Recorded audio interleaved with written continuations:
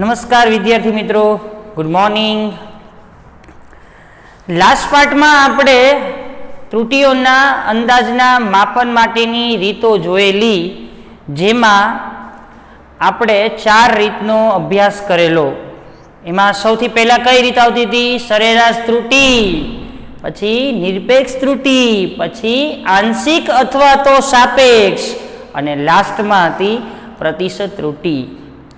તો વિદ્યાર્થી મિત્રો, આપણે એ વખતે પણ તમને કીધેલું કે આપણે નેક્સ્ટ પાર્ટમાં આના બીજા 2 દાખલાનો અભ્યાસ કરવાનો છે. એક છે એ તમારું ઉદાહરણ છે ટેક્સ્ટબુકનું, અને બીજો છે એ એક્સ્ટ્રા છે. એક્સ્ટ્રા શું કામ ગણાવું છું અત્યારે? કારણ કે તમને આવા દાખલામાં પ્રેક્ટિસ થાય માટે. ઘણા બધા દાખલા છે આના, પણ અત્યારે આપણે આના 2 દાખલા જોઈશું, જેથી કરીને તમને પ્રેક્ટિસ થઈ શકે. બરાબર? તો હવે એને એ જ રીત વાપરવાની છે. ફરી વખત હું સમજાવીશ. સંપૂર્ણ દાખલો આખો મેં બોર્ડ ઉપર લખેલો જ છે. ફરી વખત એને એ જ પદ્ધતિથી, એને એ જ રીતથી હું આખો દાખલો તમને સમજાવું છું. કદાચ તમને પહેલા દાખલામાં ક્યાંય પણ પ્રોબ્લેમ થયો હશે તો આમાં એનું સોલ્યુશન આપણે કાઢી દેશું. બરાબર? તો આ રકમ શું કહે છે? જો પેલા રકમને શાંતિથી આપણે વાંચીએ. રકમ જેટલી તમે સમજી જશો એટલું તમને દાખલો શીખવામાં સરળતા રહેશે. બરાબર? તો સૌથી પહેલા રકમ તમને શું આપેલી છે કે પ્રયોગશાળામાં વપરાતા અવરોધના મૂલ્ય નીચે મુજબ છે. અવરોધ શબ્દ તમારા માટે નવો નથી. તમે ધોરણ 10માં વિદ્યુત પ્રવાહ નામનું ચેપ્ટર જોઈ ગયા છો, એમાં અવરોધ વિશે તમે માહિતી મેળવી ગયા છો જ. અવરોધનો એકમ શું થાય? ઓહમ. અને ઓહમની સંજ્ઞા શું છે? આવી રીતે. બરાબર? તો પ્રયોગશાળામાં વપરાતા અવરોધના મૂલ્ય નીચે મુજબ તમને આપેલા છે. એ મૂલ્ય કેટલા આપેલા છે? 4 મૂલ્ય તમને આપેલા છે. R1 બરાબર 4.12 ઓહમ, R2 બરાબર 4.08 ઓહમ, R3 બરાબર 4.22 ઓહમ, R4 બરાબર 4.14 ઓહમ. આટલા તમને અવરોધના મૂલ્યો આપેલા છે. બરાબર?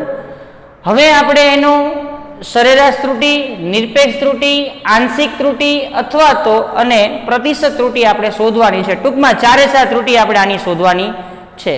તો સૌથી પહેલા આપણે શું શોધીશું? સરેરાશ ત્રુટી. શું લખશો સરેરાશ ત્રુટી? અહીંયા અવરોધને R વડે દર્શાવાય એટલે આપણે અહીંયા R લખેલું છે. શું આવે સરેરાશ ત્રુટીનું સમીકરણ?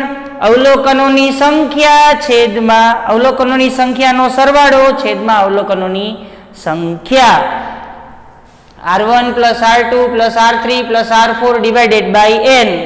ચાલો, અવરોધ R1 ની value 4.12 ohm, R2 4.08 ohm, R3 4.22 ohm અને R4 4.14 ઓહમ છે. બધાનો સરવાળો કર્યો. છેદમાં કેટલા અવલોકનો આપેલા છે? તો કે 4. તો છેદમાં 4. કેલ્ક્યુલેટર સાથે રાખવાનું, સરવાળો કરતું જવાનું. કદાચ મારી ક્યાંક ભૂલ અહીંયા થાય તો તમે તમારી રીતે એની ગણતરી કરી શકો છો. ચાલો, બધાનો સરવાળો કર્યો સરવાળો? તો કે હા. કેટલો આવ્યો જો તો કેલ્ક્યુલેટરમાં?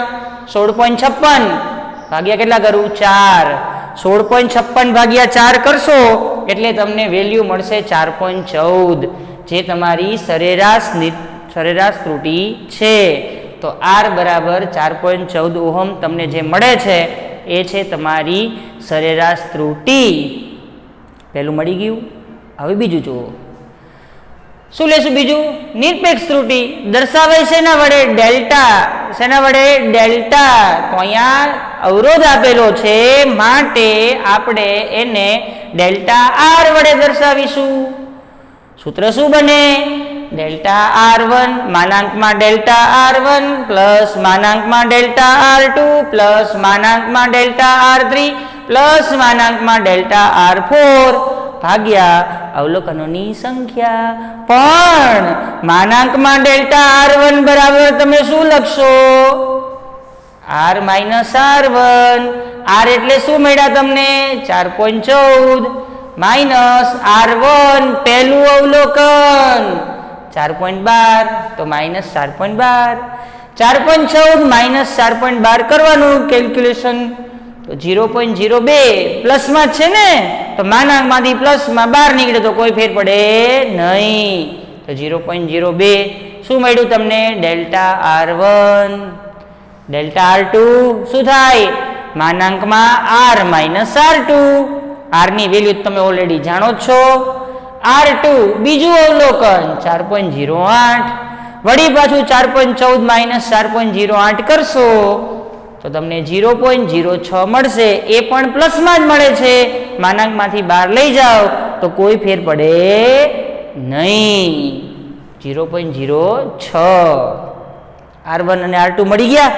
ડેલ્ટા R1 ડેલ્ટા R2 મળી ગયા. એવી જ રીતે ડેલ્ટા R3 બરાબર R માઇનસ R3. R ની વેલ્યુ તમે ઓલરેડી જાણો છો 4.14. R3 ત્રીજું અવલોકન 4.22. કરો બાદ બાકી. શેમાં મળે? માઇનસમાં મળશે.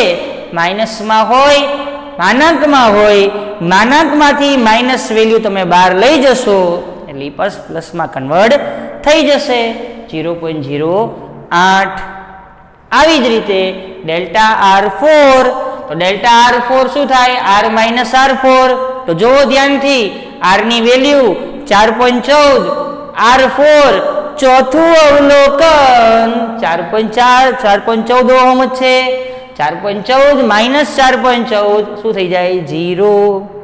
તો જ્યાં મેં બોક્સ કરેલા છે ને વિદ્યાર્થી મિત્રો 0.02 0.06 0.08 ને 0 બોક્સ કરેલા છે ને મેં. તો આજે મેં બોક્સ બનાવેલા છે એ બધા કયા છે? Delta R1 delta R2 delta R3 delta R4. મળી ગયા બધી કિંમત. બધી કિંમત ક્યાં મૂકશું? નિરપેક્ષ ત્રુટિના સમીકરણમાં. તો delta R1 0.02 delta R2 0.06 delta R3 0.08 delta R4 0. કેટલા અવલોકન થયા? 4. તો ભાગ્યા 4. બધાનો સરવાળો કરજો. શું થાય? 0.16. એને ભાગ્યા કેટલા કરું? 4. 0.04. તો નિરપેક્ષ ત્રુટિ તમને કેટલી મળે? 0.04 ઓહમ. ઓહમ એટલે અવરોધનો એકમ છે. 10મા ધોરણમાં તમે એને જોઈ ગયા છો. ત્રીજું, આંશિક અથવા તો સાપેક્ષ ત્રુટિ. આંશિક અથવા તો સાપેક્ષ ત્રુટિ. આંશિક ત્રુટિ બરાબર સમીકરણ બધાની યાદ હશે જ. ન હોય તો કઈ વાંધો નહીં, હું છું જ અહીંયા. જો નિરપેક્ષ ત્રુટિ છેદમાં સરેરાશ ત્રુટિ. નિરપેક્ષ ત્રુટિનો મતલબ શું થાય? Delta R. સરેરાશ ત્રુટિનો મતલબ શું થાય? R. તો ડેલ્ટા R ના છેદમાં R. ડેલ્ટા R તમને શું મળેલું? 0.04. અને R બરાબર તમને શું મળેલું? 4.14. કરો ભાગાકાર છોકરાઓ. કેલ્સી છે ને, તો કેલ્સીભાઈ નો ભાગાકાર કરો તો 0.04 ભાગ્યા 4.14 કરો તો 0.0096. તો આ તમને જે મળી શું મળી ગયું? આંશિક અથવા તો સાપેક્ષ ત્રુટિ. બહુ સિમ્પલ વસ્તુ છે, આમાં ગભરાવાની કોઈ જરૂર નથી. માત્ર ને માત્ર તમારે અંદર સૂત્રમાં કિંમત મૂકી સરવાળા બાદબાકી ભાગાકાર ગુણાકાર કરવાના છે. બાકી આમાં કોઈ જાતનું ક્યાંય ગભરાવાની જરૂર નથી. તો ડેલ્ટા R બરાબર 0.0096 ઓહમ અવરોધનો એકમ. છેલ્લું, પ્રતિશત ત્રુટિ શોધવી હોય તો તમે શું કરશો? આંશિક ત્રુટિ ગુણ્યા 100. તો પ્રતિશત ત્રુટિ બરાબર આંશિક ત્રુટિ ગુણ્યા 100. આંશિક ત્રુટિ કેટલી મળી? 0.0096. એને ગુણ્યા કેટલા કરું? 100. તો આને ગુણ્યા 100 કરજો કેલ્ક્યુલેટરમાં. શું મળશે? 0.96. યાદ કરો, મેં એ વખતે પણ તમને કીધેલું કે પ્રતિશત ત્રુટિ જ્યારે તમે લખશો ત્યારે પાછળ આવી રીતે ટકાવારીની સંજ્ઞા મૂકવાની. કારણ કે પ્રતિશત પર્સન્ટેજ અને પર્સન્ટેજની સંજ્ઞા શું છે? આરી. થઈ ગયું? પડે ને ખબર? ન પડતી હોય તો કોઈ ચિંતા નહીં કરવાની. તમે જ્યારે સ્કૂલે આવશો ત્યારે વળી પાછું હું તમને સમજાવી દઈશ. જેટલો અત્યારે તમે શાંતિથી વિડીયો લેક્ચરમાં અભ્યાસ કરશો, કાંઈ ન સમજાય તો હું તો અહીંયા છું જ. જ્યારે તમે આવશો અહીંયા સ્કૂલે ત્યારે આ બધું જ તમને વળી પાછું સમજાવી દેવાનું છે. બરાબર? અત્યારે તમારે આનું શાંતિથી ઘરે બેઠા અભ્યાસ કરવાનો છે. બરાબર? આ દાખલા એટલા અઘરા નથી. બરાબર, તો આપણને અવરોધના 4 મૂલ્ય અવલોકનો આપેલા હતા, જેની આપણે સરેરાશ, નિરપેક્ષ, આંશિક અને પ્રતિશત 4 ત્રુટિ આપણે મેળવી દીધી. થઈ ગયું. હવે એના જેવો જ દાખલો, પણ આ દાખલો જે છે એ તમારી ટેક્સ્ટબુકનું ઉદાહરણ નંબર 7 છે. શું છે? ઉદાહરણ નંબર 7. બરાબર, તો ઉદાહરણ નંબર 7 આપણે જોઈએ. અહીં એક શબ્દ આવે છે આવર્તકાળ. આવર્તકાળ એટલે શું? હું તમને કહું છું. પેલા તમે રકમ શાંતિથી પહેલા જોઈ લો, ટેક્સ્ટબુકમાં જોવાની અને અહીંયા પણ મેં લખેલી છે. બરાબર, તો જોજો. આપણે સાદા લોલકના દોલનના આવર્તકાળનું માપન કરીએ છીએ. પહેલા તો સાદું લોલક એટલે શું? આનો અભ્યાસ આપણે 11મા ધોરણમાં પાર્ટ 2માં કરવાનો છે, પણ સાદું લોલકની તમને એક સામાન્ય માહિતી આપી દઉં કે લોલક શું કહેવાય. તમે લોકોએ જૂના કોઈ ઘર હોય તમારા, એમાં તમે ડંકાવાળી ઘડિયાળ જોઈ હશે. બરાબર, તો એ જે છે ને ડંકાવાળી ઘડિયાળ, એક સાદા લોલક તરીકે એનો ઉપયોગ તમે કરી શકો. બરાબર, સાદું લોલક એટલે ડંકાવાળી ઘડિયાળ. બેસ્ટ ઉદાહરણ છે આ રહ્યું. ડંકાવાળી ઘડિયાળ તમે જોઈએ છે આમાં ફરતી હોય. બરાબર, હા, તો એ ડંકાવાળી ઘડિયાળ જે છે ને એને તમે સાદા લોલક તરીકે વાપરી શકો અથવા એને લઈ શકો છો. અહીંયા એક શબ્દ આવેલો છે, એનું નામ છે આવર્તકાળ. અત્યારે આની કોઈ જરૂર નથી, પણ ઉપર છેલ્લી માહિતી આપી દઉં. આવર્તકાળની ખાલી ડેફિનેશન શું થાય, વ્યાખ્યા શું થાય આવર્તકાળની? તો પદાર્થે એક પરિભ્રમણ પૂરું કરવા માટે લાગતો સમય, કોઈ પદાર્થ છે એને એક પરિભ્રમણ પૂરું કરવું છે, એક ચક્ર પૂરું કરવું છે, એ માટે જે સમયગાળો લાગે એને એનું શું બોલાય? આવર્તકાળ. શું બોલાય એને? આવર્તકાળ. વિદ્યાર્થી મિત્રો ખાસ સમજજો, અહીંયા હું જે બોલું છું નહીં, આવર્તકાળનો મતલબ શું થાય? કોઈ પદાર્થે એક પરિભ્રમણ અથવા એક ચક્ર પૂરું કરવા માટે જે સમયગાળો લે છે એને શું બોલાય? એનો આવર્તકાળ તરીકે બોલવામાં આવે છે, અથવા આવર્તકાળ તરીકે એને આપણે ઓળખીએ છીએ. આગળ પાઠમાં આપણે જોવાનું છે. અત્યારે ખાલી તમને ઉપર સુધી માહિતી આપું છું કે આવર્તકાળ એટલે શું. એક પરિભ્રમણ, પદાર્થે એક પરિભ્રમણ પૂરું કરવા માટે લાગતો સમયગાળો, એને શું બોલાય? એનો આવર્તકાળ. તો આવર્તકાળના ક્રમિક અવલોકનના મૂલ્યો તમને નીચે પ્રમાણે આપેલા છે. T1 2.63 સેકન્ડ સમયગાળો કીધો ને, સમયગાળાનો એકમ શું થાય? આગળ જોઈ ગયા એસે પદ્ધતિમાં શું થાય? સેકન્ડ. શું થાય? Second. T2 2.56 second, T3 2.42 second, T4 2.71 second, T5 2.80 second. તો સરેરાશ ત્રુટિ, નિરપેક્ષ ત્રુટિ, આંશિક અથવા સાપેક્ષ ત્રુટિ અને છેલ્લે પ્રતિશત ત્રુટિ આપણે શોધવાની છે. સૌથી પહેલું જ આપણે શોધી કાઢી સરેરાશ ત્રુટિ.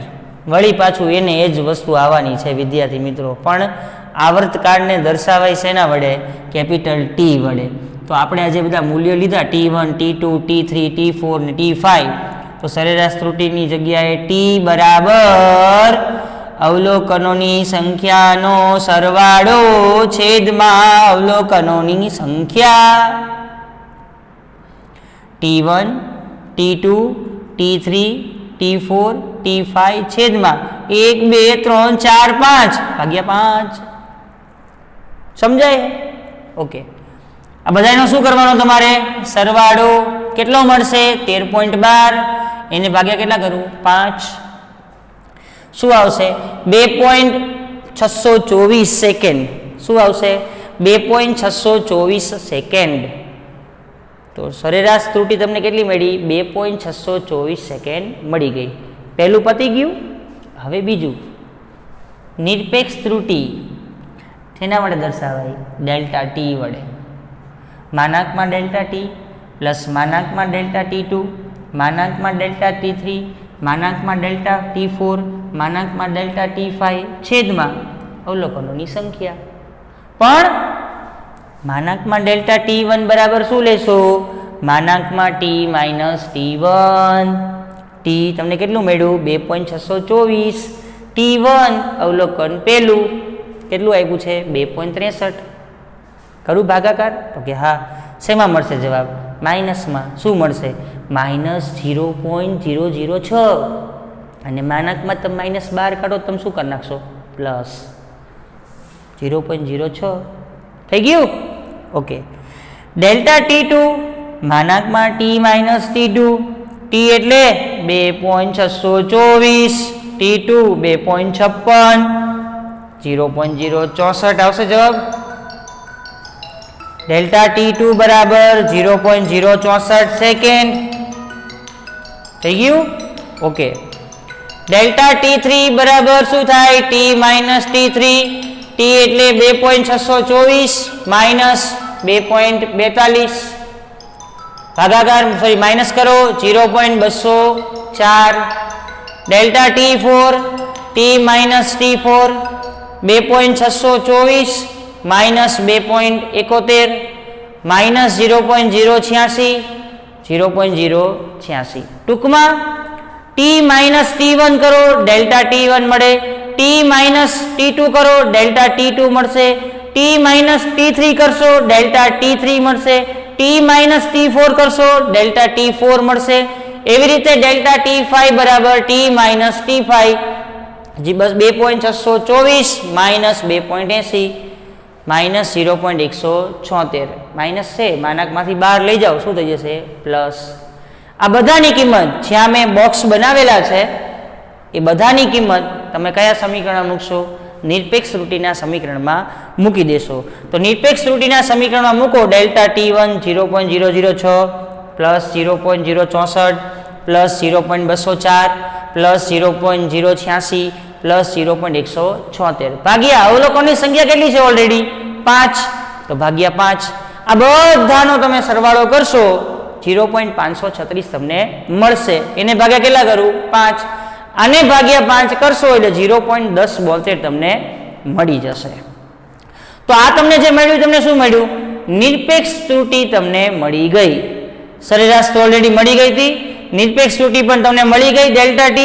તો હવે શું બાકી રહ્યું આંશિક ત્રુટિ. આંશિક ત્રુટિ બરાબર શું થાય નિરપેક્ષ ત્રુટિ છેદમાં સરેરાશ ત્રુટિ. નિરપેક્ષ ત્રુટિ છેદમાં સરેરાશ ત્રુટિ. નિરપેક્ષ ત્રુટિનો મતલબ શું થાય ડેલ્ટા T. સરેરાશ ત્રુટિનો મતલબ શું થાય T. બંને વસ્તુ આપણને મળી ગઈ છે. 0.1072 ભાગ્યા 2.624 કરો ભાગાકાર કેલ્ક્યુલેટરમાં 0.040 મળશે. કેટલા મળશે 0.040. ડેલ્ટા T બરાબર 0.040. આ તમને શું મળી ગયું આંશિક ત્રુટિ અથવા તો સાપેક્ષ ત્રુટિ. સમજાય છે છેલ્લે પ્રતિશત ત્રુટિ બધાને આવડતી જોઈએ. હવે તો શું કરશો આ જે તમને આંશિક ત્રુટિ મળી ને એને ગુણ્યા ખાલી શું કરવાના છે 100 એટલે તમને શેમાં જવાબ મળી જાય પ્રતિશત ત્રુટિમાં જવાબ મળી જશે.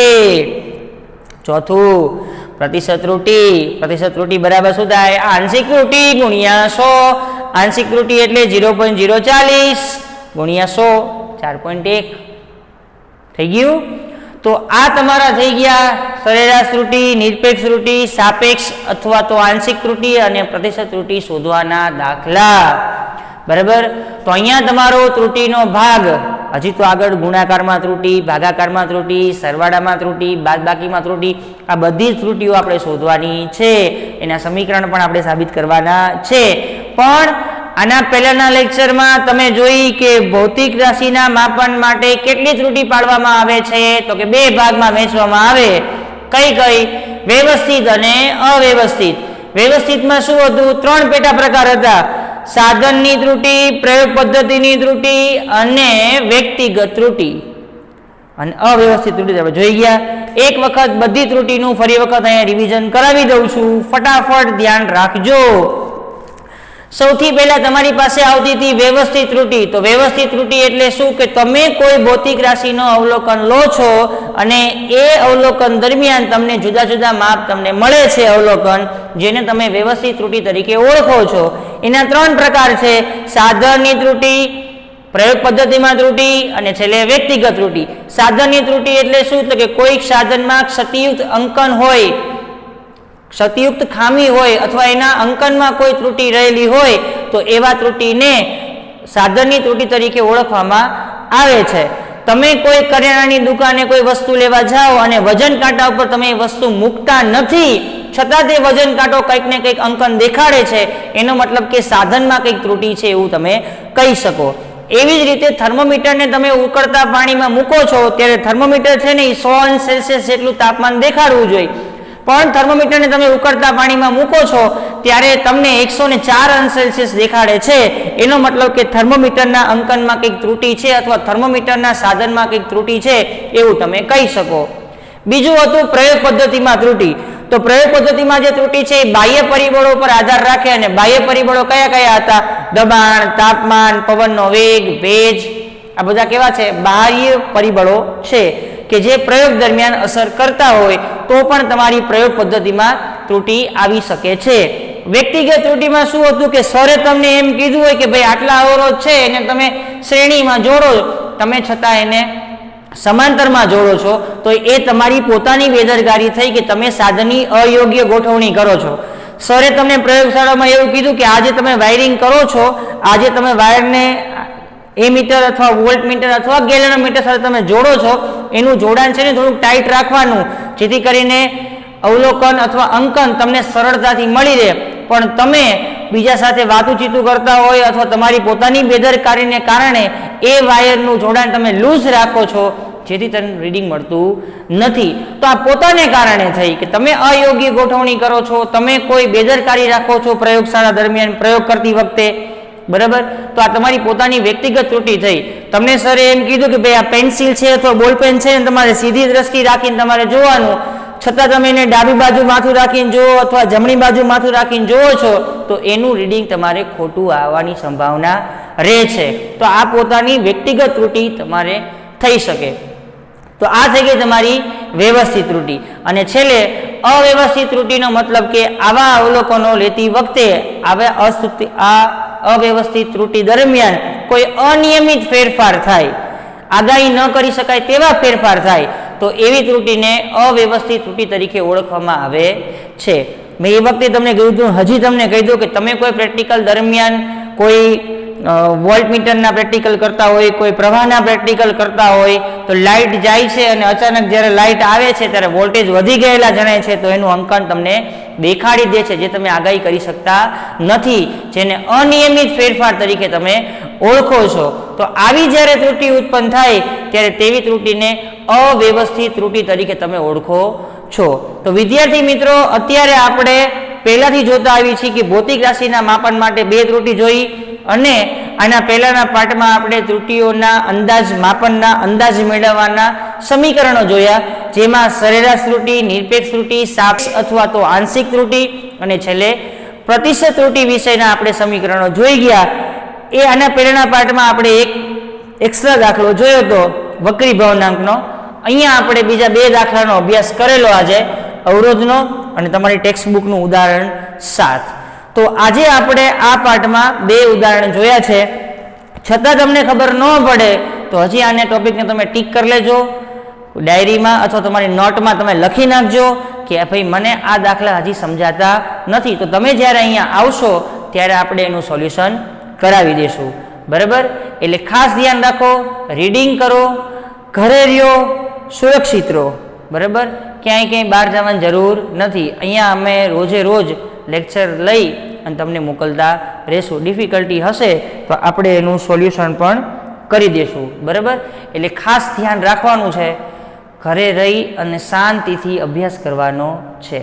ઓકે, નેક્સ્ટ લેક્ચરમાં આપણે સરવાળા, બાદબાકી, ગુણાકાર અને ભાગાકાર આ બધામાં આપણે ત્રુટિ જોઈશું. ઓકે.